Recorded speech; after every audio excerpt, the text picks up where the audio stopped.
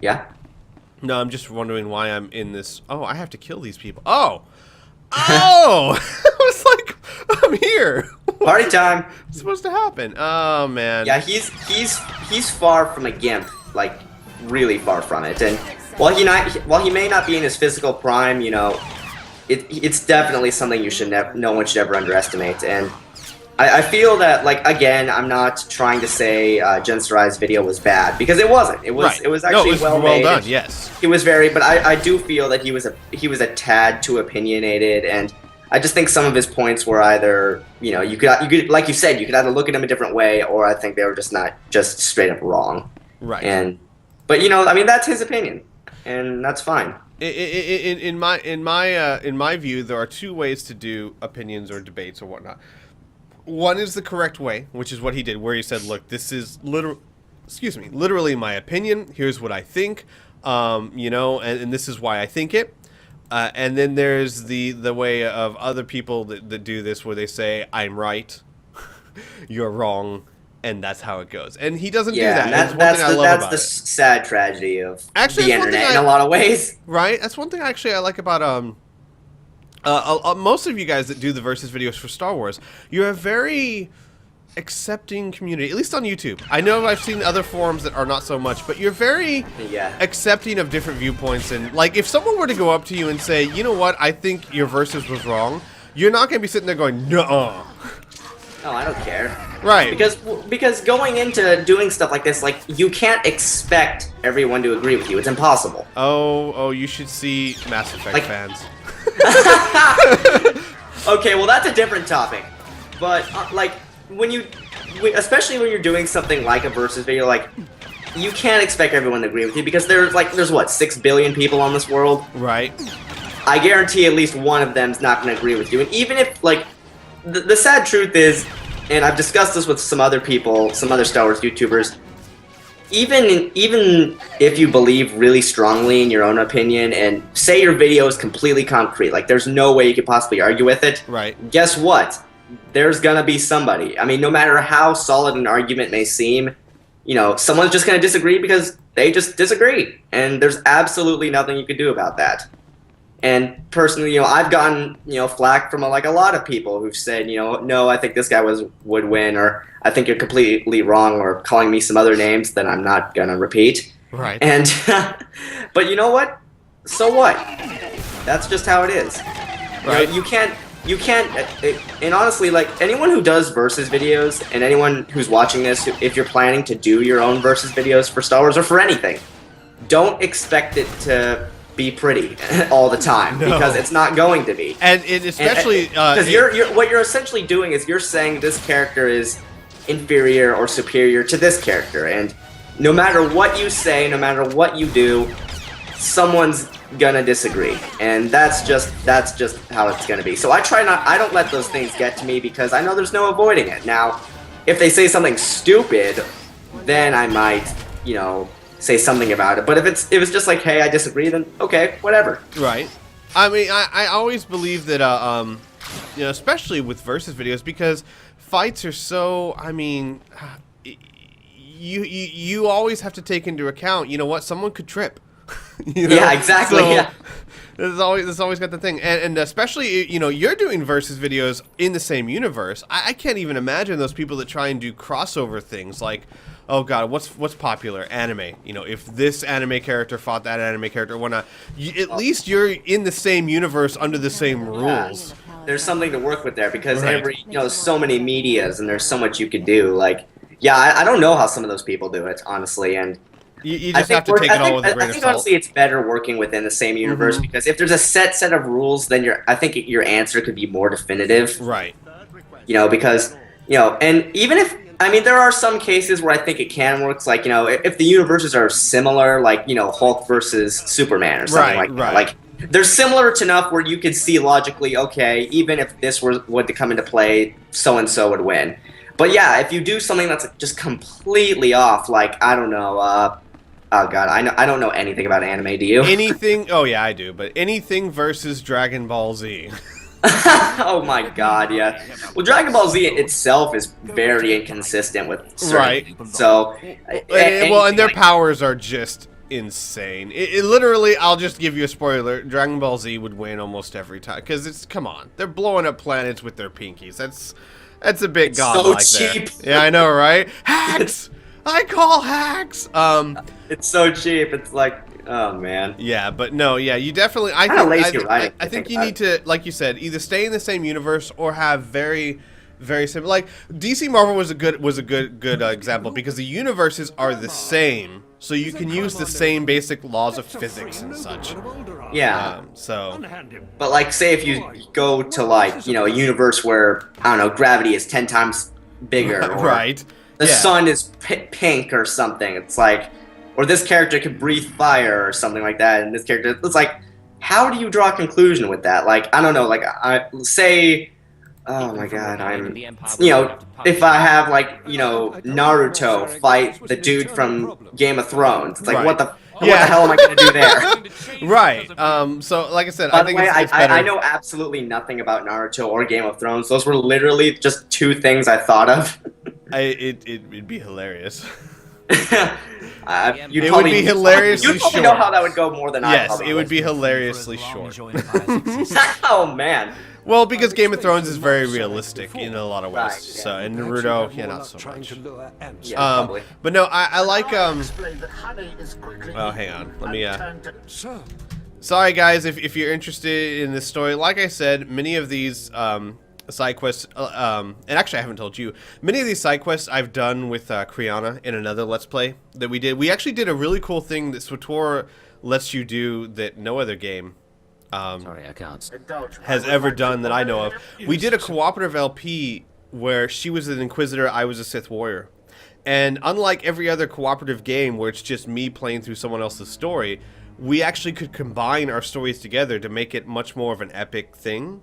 And we treated it like we were the same party. We were friends helping each other on each other's stories. And it was really, really cool. But during that LP, we did many of these kind of quests. So I'm just doing them again for leveling purposes. I will do my best. You really want to fight? I have persuade. Yes, persuade. If we slice into their command. So there we go. Yeah. So like I said, no. Well, I always apologize if you're interested in seeing the story of those quests. I'm sure it's probably in the other LP. So, but anyway, yes. To continue with what we were saying. Yeah. You know, opinions. You know, at the end of the day, people are gonna say what they want, and right. There's some versus things make sense, and some things aren't, because there's a fine line between, hey, that's a cool battle, and hey, that's stupid.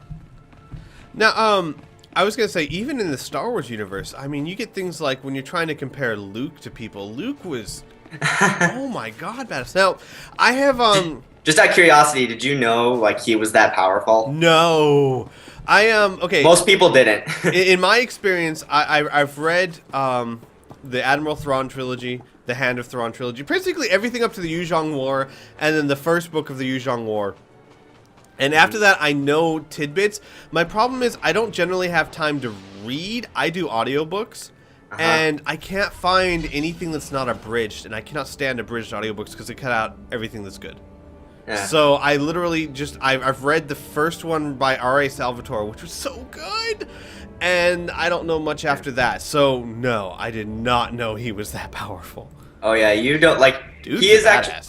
Oh yeah, and actually, like, I'm sorry, some people, but like, Luke is canonishly stated to be the most powerful Jedi, like ever, like ever.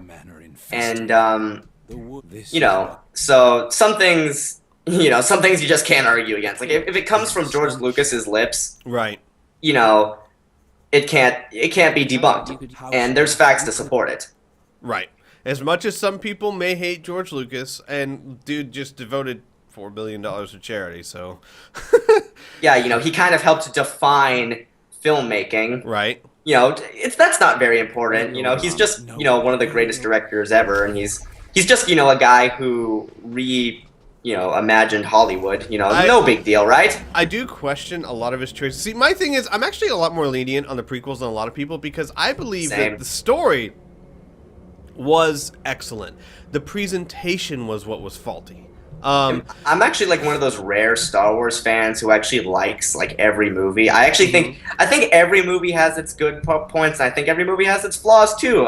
Empire Strikes Back included. Right. Oh, I agree that a lot of people rose-tinted. I mean, look, I'm not a fan of Jar Jar, but there's no way in the world you're ever going to convince me he was worse than Ewoks.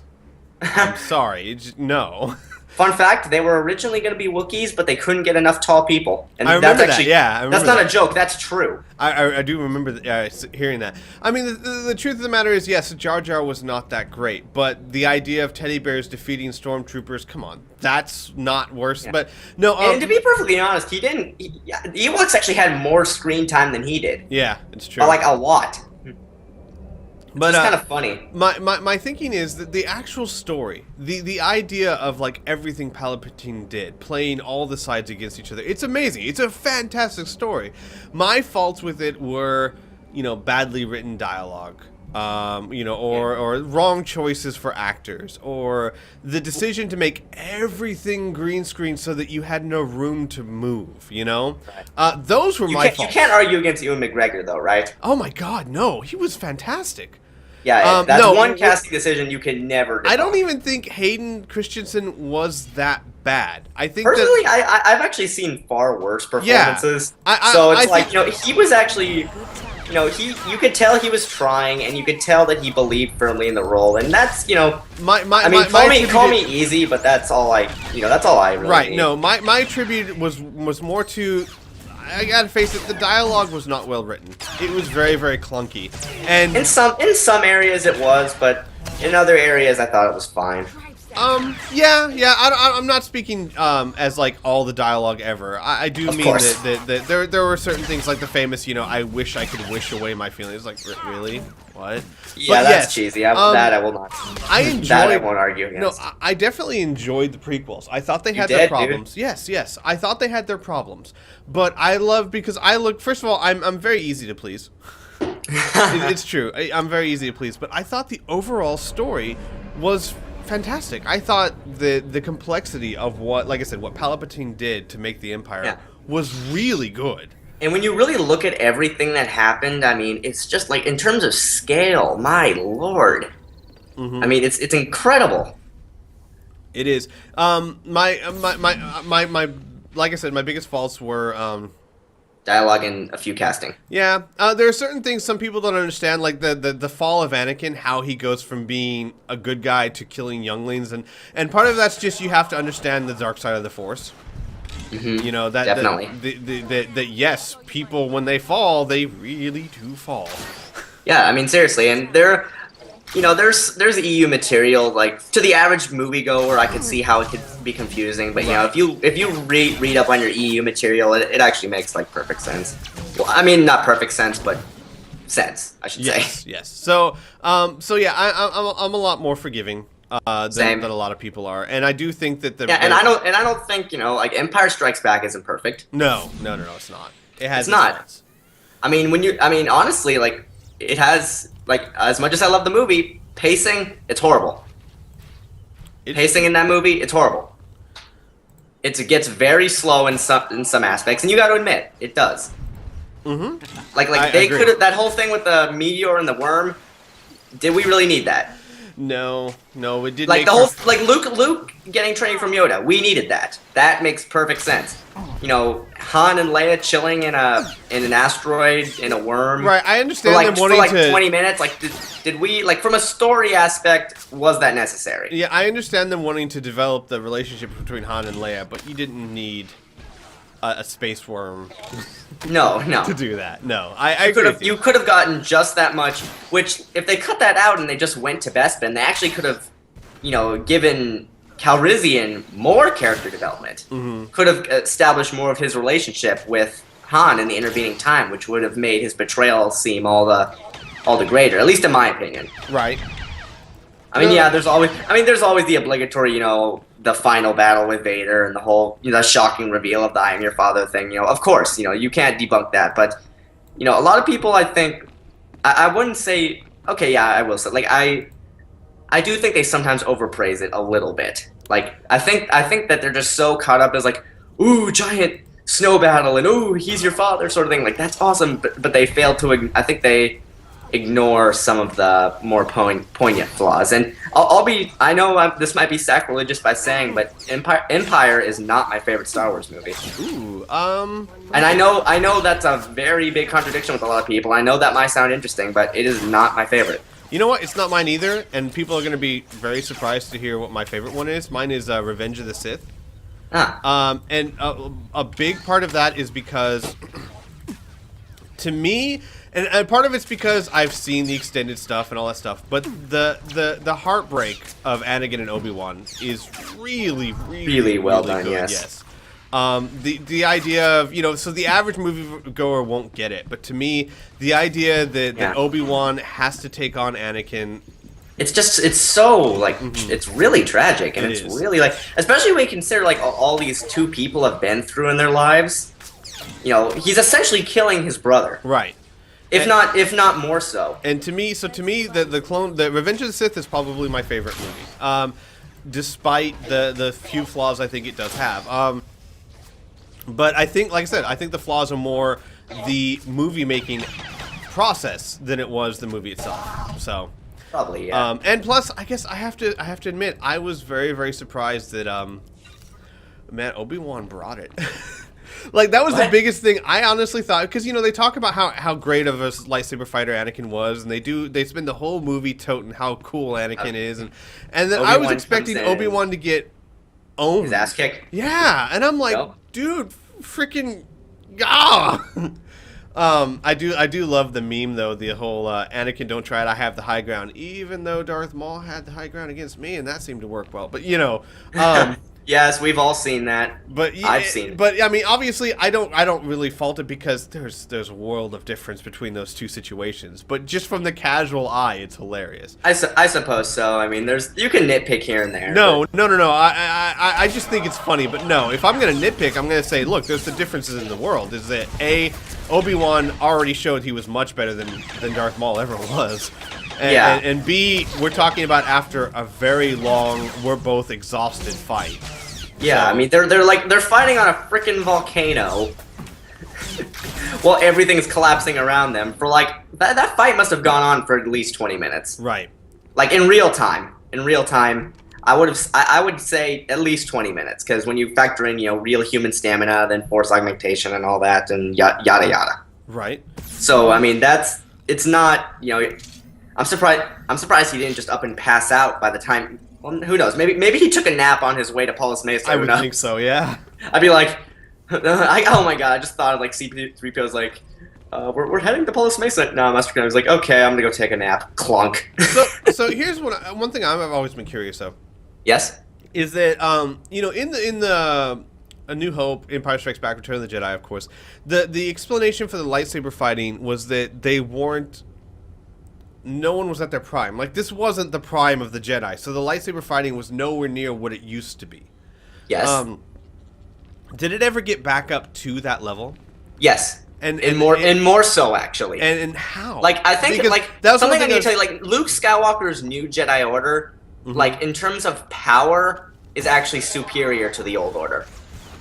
And Luke Skywalker, like, he rediscovered all the styles. He reintroduced, like, he built the Jedi Order back to what it was. And that's what I was gonna say. It's like, so. how there was no one to teach him all the styles. So how did actually? He pick them up? Well, actually, if you want me to remember, he was taught. Well, first of all, Obi-Wan and Yoda's spirits still guided him for many years. Oh, that's true. First of all. And also, he was taught, like, a lot more than was shown on screen. And not only that, he had, holocrons. He had the runes of the old temple. And here's the thing. He had other Jedi teach him stuff. Like, Yoda and Obi-Wan were not the only Jedi who survived. He was taught, like, by several other masters. He was taught by Palpatine even for a brief time in the Dark Empire comic book series. So, like, he was every bit a full-fledged Jedi Master can be by the time he started his new order up. Right.